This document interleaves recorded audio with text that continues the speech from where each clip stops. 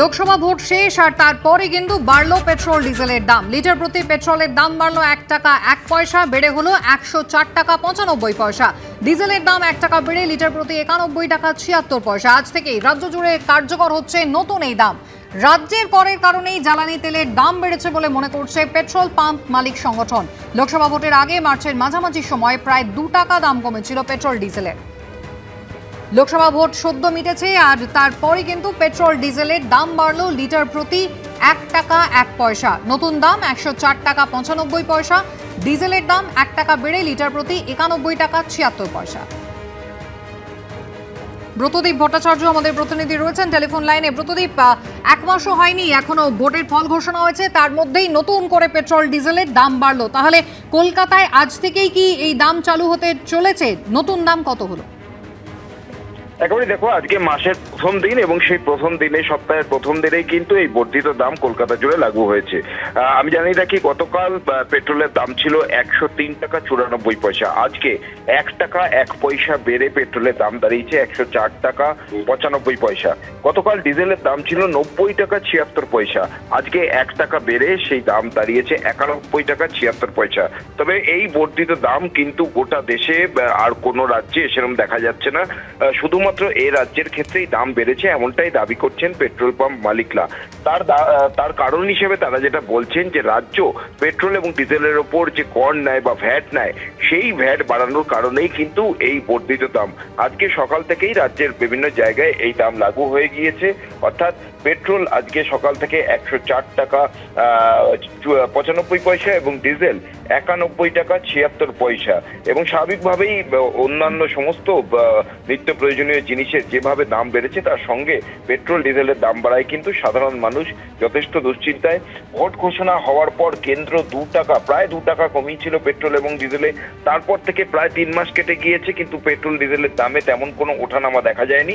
কিন্তু আজকে একবারে ভোটের ফল ঘোষণার প্রায় 1 মাসের মধ্যেই এই রাজ্যে পেট্রোল এবং ডিজেলের দাম আবার বাড়লো এবং সেটাই অনেকটা চিন্তার ভাঁজ ফেলছে সাধারণ মানুষ থেকে যারা গাড়ি ব্যবসায়ী প্রত্যেকের কপালে। ব্রতদীপ, ধন্যবাদ। চোখ রাখবো পরের খবরে। বিহারের জেল থেকে আসানসোলে নিয়ে আসা হলো গ্যাংস্টার সুবোধ সিংকে। কড়া নিরাপত্তায় রীতিমতো গোপনীয়তা বজায় রেখে বিহারের এসটিএফ ও সিআইডির ঘেরাটোপে আসানসোল আদালতে নিয়ে আসা হয় এ রাজ্যে একের পর এক ডাকাতির মাস্টারমাইন্ডকে। বিহারের জেলে বসে বাংলায় অপারেশন চালানোর জন্য একাই 100 ছিল এই সুবোধ। বিহারের জেলে বসে বাংলায় দুষ্কৃতী কার্যকলাপের নিখুঁত অপারেশনের অভিযোগ, আর সেই গ্যাংস্টারকে নাগালে পেতে এবার সিআইডির অপারেশন সুবোধ।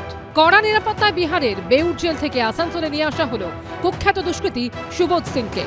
নাম সুবোধ হলেও কাজে অবশ্য ঠিক তার উল্টো। রাজ্যের গোয়েন্দাদের দাবি, নিজে বিহারের জেলে থাকলেও সেখানে বসে বাংলায় ডাকাতি, ব্যবসায়ীর উপর হামলা, প্রোটেকশন মানি চেয়ে বিভিন্ন ব্যবসায়ীকে হুমকি সহ একাধিক ঘটনার মাস্টারমাইন্ড এই সুবোধ সিংই। 2022 সালে রানীগঞ্জে স্বর্ণ ব্যবসায়ীর বাড়িতে হামলার ঘটনার নেপথ্যে ছিল সুবোধ সিং। 2020-তে ব্যারাকপুরে বিজেপি কাউন্সিলর মনীষ শুক্লা খুনেও নাম জড়ায় সুবোধের।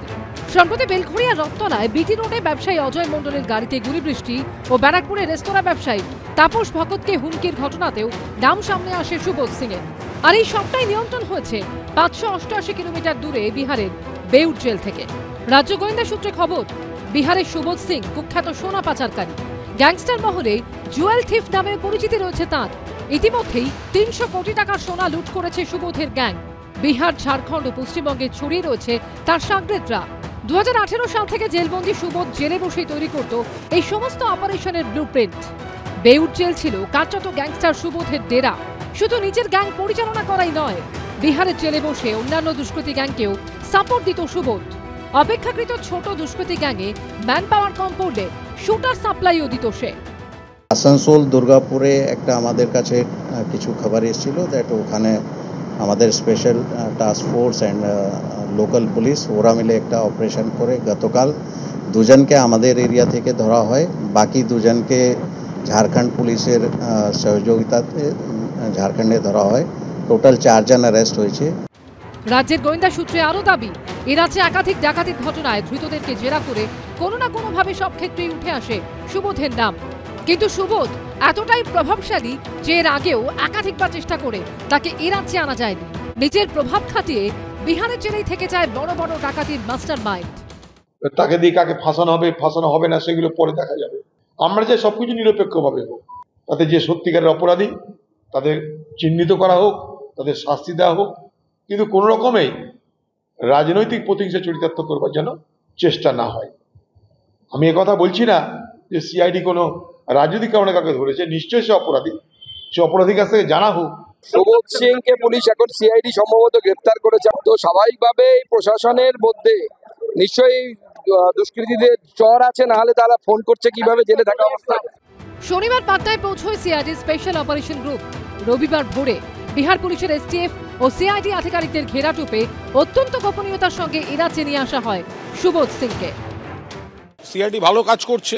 আমাদের পাশের অন্য কোনো রাজ্য থেকে গ্যাংগুলো কন্ট্রোলড হচ্ছে, এখানে এসে এই ধরনের কাণ্ড কারখানা করে আবার ওখানে পালিয়ে যাচ্ছে।